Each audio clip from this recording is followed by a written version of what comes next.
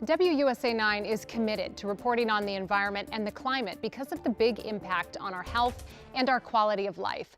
That's why we're supporting the Greater Washington Region Clean Cities Coalition 5K Walk to celebrate Earth Day this weekend. The walk also features a green expo to show off alternative fuel vehicles and technology. But as our environmental impact reporter Scott Broom explains, electric vehicles are facing some new challenges. Let's start in Maryland, where the state's registered electric vehicle count jumped 37% last year. By the end of 2024, there were 127,000 EVs on the road in Maryland.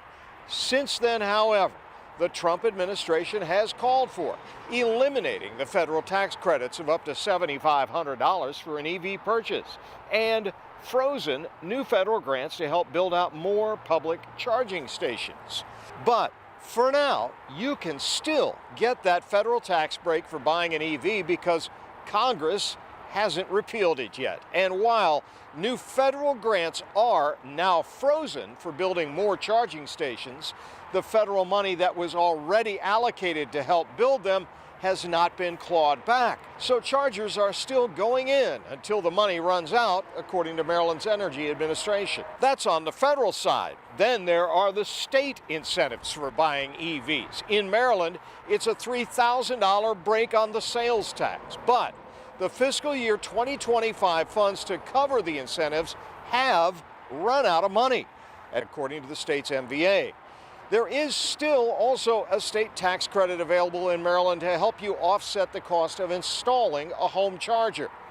Virginia faces similar issues. While the state authorized EV rebates of up to $2,500 per vehicle on the sales tax, the program remains unfunded and buyers cannot get the money. In D.C., generous incentives, including sales tax exemptions and reduced registration fees for electric vehicles, as well as tax credits for business installing charging infrastructure, are still in place.